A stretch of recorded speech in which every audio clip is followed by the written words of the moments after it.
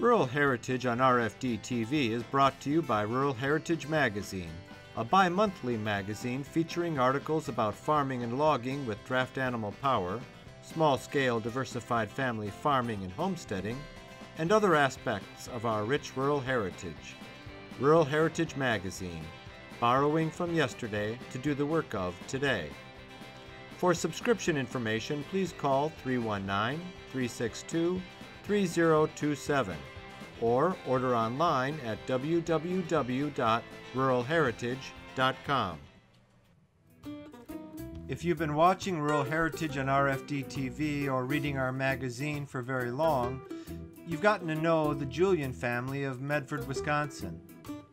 By a lot of people's measure, Jason and Katrina are living the mythical dream.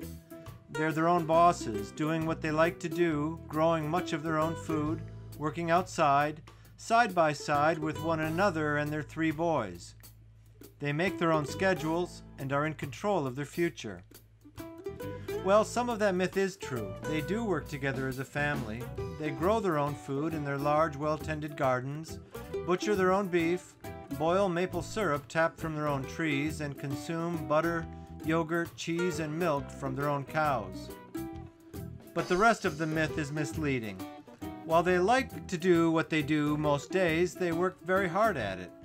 Yet despite their hard work, careful planning, and creative frugality, too often that hard work is not enough. Milk prices are now at a near all-time low.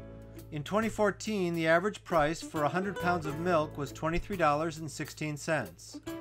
So far this year, the price is somewhere closer to $14. Those prices are too low for most traditional family dairy farmers to break even, much less make a profit. 500 dairy farms went out of business in 2017. When I was a kid growing up in southern Wisconsin, I was always impressed with how hard dairy farmer families worked, all day, every day. I was reminded of that as I spent a day at the Julian Farm, starting at 4:45 a.m. when Jason and Katrina prepared to go out and start their day. Jason's day started with him unable to find the headlamp he relies on to navigate the farm in the dark, early morning hours. Where my light is? Maybe downstairs. I looked there. I don't know where you hit it. Did you want coffee? I got coffee.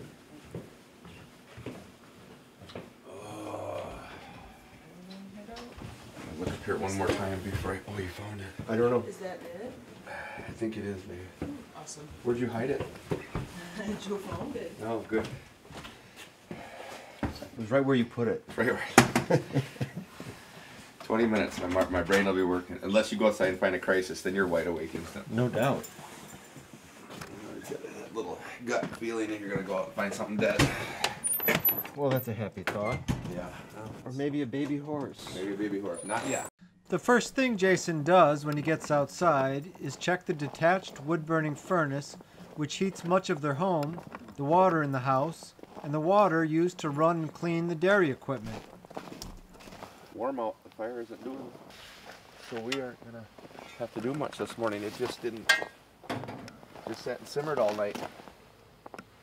Usually, you know, you got a bed of coal that burns up, but 31 degrees is warm.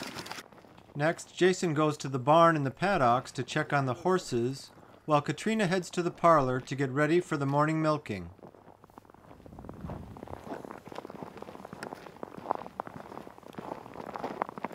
Check the girls up here.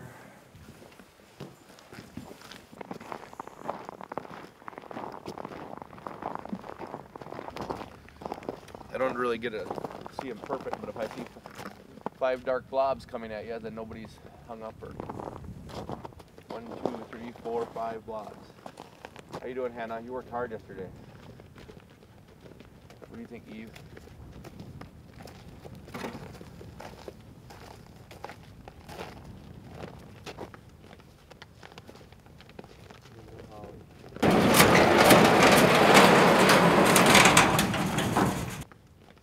Jason opens up their new cow barn and shovels feed left over from the previous night's feeding so the cows can get at it.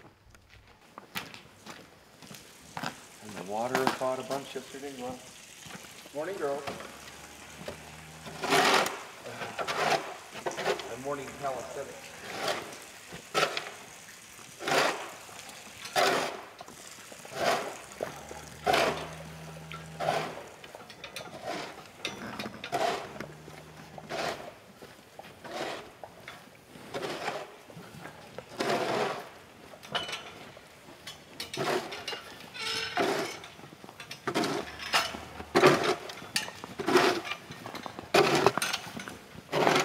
This is another time to watch for heat. Anybody that doesn't come running to feed, why? Do they look comfortable or do they look like something's wrong?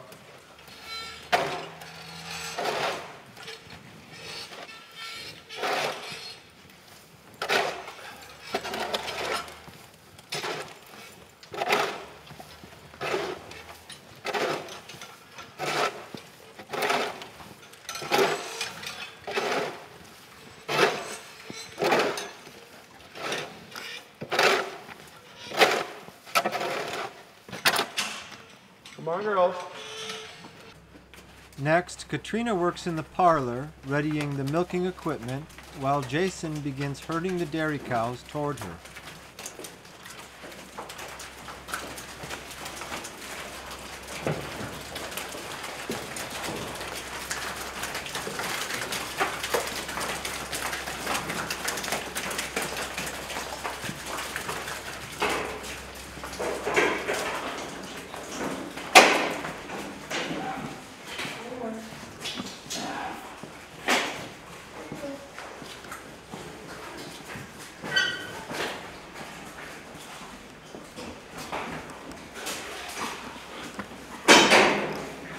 Then in the mornings, you know, the boys come out and he's mixing feed with the boys.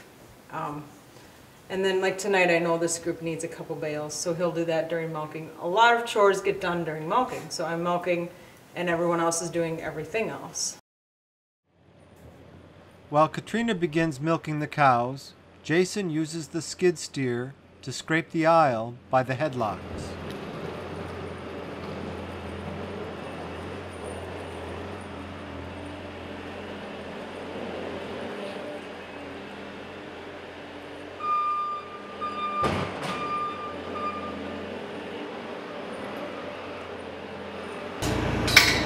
Saturdays, the boys and I hitch up 4 abreast on the power cart and the spreader, so I can scrape all week, and on Saturdays we can haul it all in 3-4 hours. You're not having to hitch horses to a spreader every day. Saturday looks like bad weather, maybe I'll do it on a Thursday, on a non-logging day. Try not to work on Sundays. So, all right, I'm gonna get bedding. I bed it every 12 hours. I'm gonna go fill the little spreader behind the gator, and I'll be back down with the gator.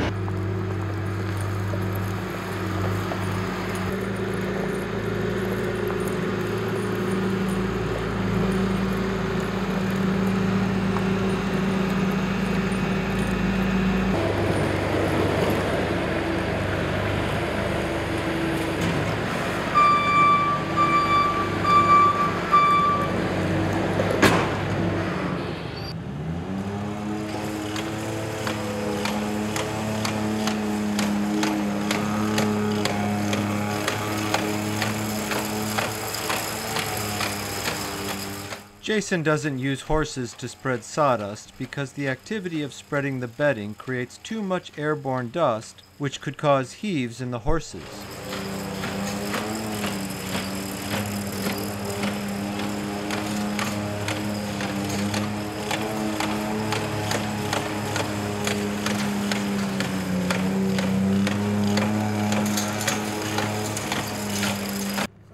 At 5:30 a.m., the Julian boys, Aaron, Josh, and Michael, are getting up, dressing, and heading out to do their own chores. They set their own alarm clocks. Aaron takes over for Jason, driving the gator put to the ground drive spreader to spread bedding over the manure pack, which is done every 12 hours.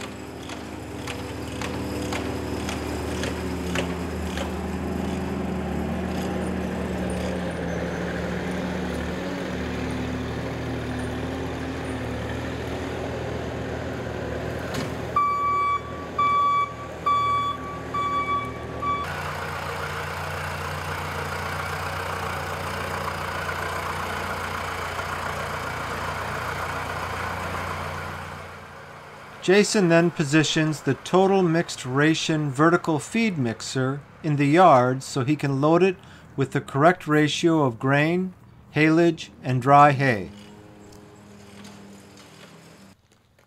The cows that have been milked can now be let out to return to the freshly cleaned and bedded barn.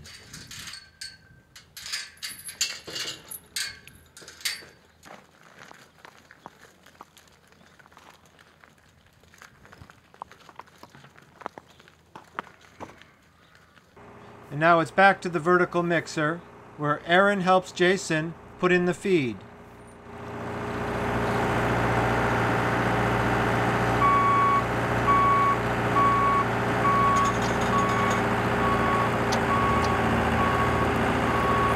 While the feed for the milking dairy cows is mixing, it's time to feed the young stock.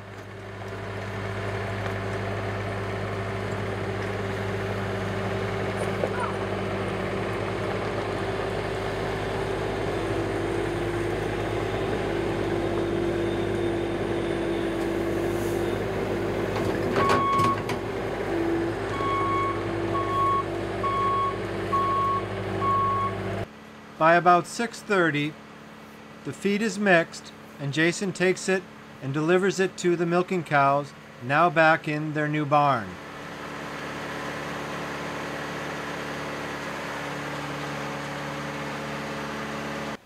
They say on like the head of a pin there's 100,000 microbes in a cow's gut. So every time you change the ration, you have to change the microbes, the correct microbes to digest her diet, so you don't change her ration if you can help it. So the bigger quantities of consistent feed you can make, the better you'll do as a dairyman throughout the course of a year. So we try to make our first crop in like 5-6 days.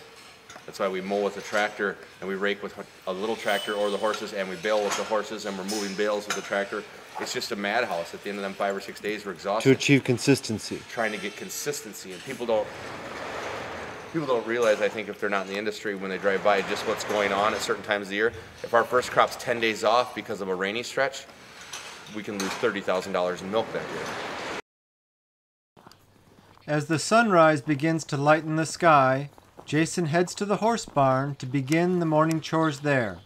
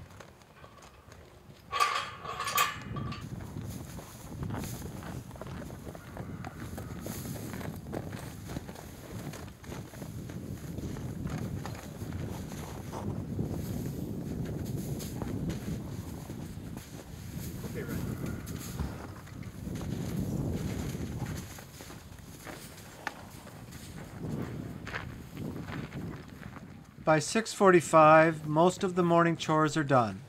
The boys head into the house to get ready for a day of school and after-school activities. And if it's a Monday, Wednesday, or Friday, Jason begins getting organized to head out to the woods to log with 5 of his horses.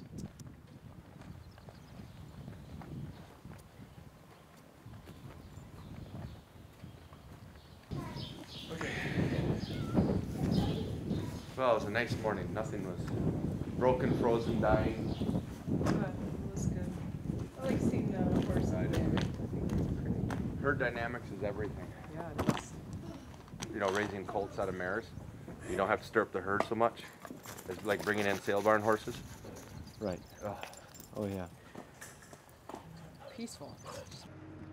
When Jason is working off the farm, Katrina works on the farm, cleaning the barn, taking care of afternoon milking, and handling other tasks. When people visit during those times, they can get the wrong impression. Sometimes people come and see me in the parlor and they think that I do all the work, and that's so not true. You know, Jason does a lot before he goes logging, and he has everything ready for me, so I just check things and I do bookwork during the day. I do easy stuff, and then when Jason comes home from a full day of logging, then he's back to doing his own chores.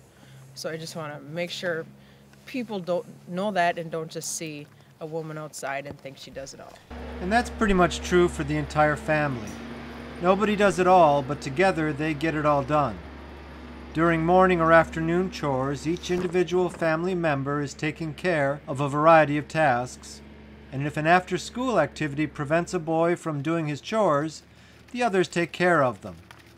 It's really something to stand in the midst of all the activity going on simultaneously, watching family members working so well together. They seem to be doing everything right, but that may not be enough. The small-scale family dairy farm is being made irrelevant and is being driven out of business. And as those small dairies go away, our nation will lose some of its independence and as a result, some of its security. If you pack animals or humans or anybody together, even too many people in a hot church on a Sunday, they're under stress. They're not happy. So how is putting all of our food in the hands of a few with animals that are packed together, and the big farms are going to argue, we take the best care of our cows. Well, yeah, you have to. The cows are never off concrete. They're always crowded. They do take really good care of them. They're professionals at what they do. If you knew what it was like to manage 6,000 cows, it's unbelievable that they can even do it. I'm not slamming them. I'm just not saying it's a great security idea. We don't let our troops march together in a huddle. We spread our troops out. We don't let the convoys drive together. We spread the vehicles out. So why is it a good idea to clump our food together? If a bug gets in there, it wipes everybody out. The consumer is the only hope we have left. USDA is not going to help us. The big farms aren't going to go away. Big farms aren't going to go away, they claim, you know. So how could a consumer support the small family dairy farm? Buy direct from the farmer, buy local. And as far as dairy, a lot of states you can't buy directly from the farmer, so then you have to do your research on the creameries. You know, oh, I'm buying. There's a few places in Wisconsin that you can, but very few in Wisconsin, and in different states it's different. But you know, if you're in a state that you can't buy dairy directly from the farmer, then do your research on the creameries. Farming is a good way of life. It's a great way of life. It's great to be outside on the nice days and the plants growing and the animals healthy, the kids happy and running around. And with the parents. With the family. And the work ethic. And the kids, the kids have a great work ethic. And then people are useful and they feel good. And the small farms, when there was more small farms, they bought their stuff in the local town. And they built these churches and they built these schools and they built hardware stores, and the large farms, they have a hardware store on the farm. They don't go to the hardware store. A semi comes to them. Neighbors know each other. Neighbors know each other. Right. And nobody was so big that 2 or 3 neighbors couldn't get together because he broke his leg and finish up his crop. Mm-hmm. Yep. It was smaller, more nimble, safer, and in a lot of ways more efficient. But if you only look at certain aspects, you can make anything sound or look more efficient. And I think that's what we're doing. We're looking at things one-sided. It's scary times for America. It's not a popular hot-button topic, so we never make the news, and there's never million-man marches over this. Hey, I'm Stacy Lynn, and welcome to my compost pile. Stacy Lynn, savor the good life. Composting is just the natural recycling of organic material such as dead leaves and kitchen scraps into a soil amendment that is really rich, and gardeners call it black gold. When you compost your soil, it's going to become disease resistant, it's going to retain moisture, and it's going to have nutrients that make strong plants. So it's really pretty simple, and it's something that everybody that has a garden really should be doing. I have a composting collector here that I got from Lehman's, and they have anything you need composting. You need to go and get yours there. This is a collector where you are going to empty it into your composting bin outside every couple of days. Some people will leave it in their homes for a week. Some people, like me, I take it out about every 3 days because we collect a lot of compost. It's all ceramic, so it keeps the smell inside, and it really doesn't start smelling until something gets out of balance. You might add too many fats, don't do that. But it also has this filter that will also keep it from smelling up your kitchen. But if it does, just take it out and put it in your composting bin outside. If you do have a problem, all you need to do is put a little brown in it, meaning carbon. Brown is your carbon. And so it's paper, strips of newspaper. Just don't use anything with ink because, you know, it could be toxic. I have a lot of green material in mine right now, and I'm still adding it. I've got banana peels, you can put potatoes, tops of carrots, any of your green leafy things that, you know, you have the end to it, onion peels, and I also have this, which is my coffee filters, and I drink lots of coffee. So a lot of people worry about this having chemicals and all, but if you're using them for your coffee filters, the water's going straight through it, so you might as well use it in your composting bin. You have brown matter with the coffee filter, and you have green with the grinds. So let's take this outside and empty it into my composting bin.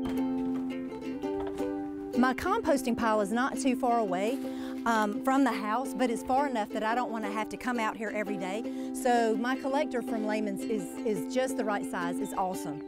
My boys built this for me about 5 years ago. Our family was growing and our garden was growing, so we needed a larger compost pile.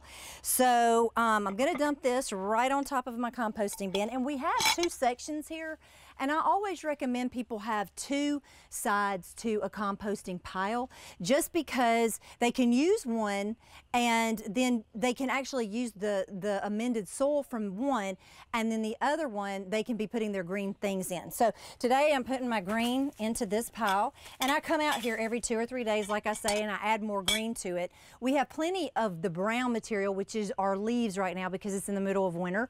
So we have pine straw and we have leaves. The only thing you really need to know about a composting pile is that the ratio is important. You need to try to keep your ratio either 4 to 1, meaning 4 green to 1 brown, or 3 to 1, which is what I would rather have, which is 3 green, meaning live. I always think of that in my head as live, you know, like it's green. And the brown is dead, like dead leaves, paper, stuff like that. If you start having trouble with it smelling, add more of the brown to it. That's all you have to do. Turning it's very important because it creates heat and decomposition of the soil. So turning it with a fork or you know, with whatever you've got, even a shovel will do, but this we use our tractor. In the dead of winter you'll see heat rising from it, and you'll know that you have a great working composting bin. The other thing is we get a lot of deer, and so we'll put our deer carcasses in it, and they decompose really quickly here in the South, and as long as we keep it turning, we don't have any problem with rodents and things like that coming. Just like with your kitchen composter, you don't want a lot of fat in it, you don't want a lot of fat in your big composting bin. The benefits of composting and why everyone should do it is that when you have a garden, this is going to be like black gold. This is what is black gold. You're using all of your scraps. You use everything in a compost pile to make nutrient-rich soil. That's going to make your plants better. It's going to make you healthier because the plants are going to be healthier. It's going to keep moisture in the soil, and it's going to help you not to have diseases in your plants. You put this compost, this black gold in your garden, and you're gonna have a super garden. It doesn't get any better than that. For more info, check out gameandgarden.com, and thanks for watching. I'm Stacy Lynn. Stacy Lynn.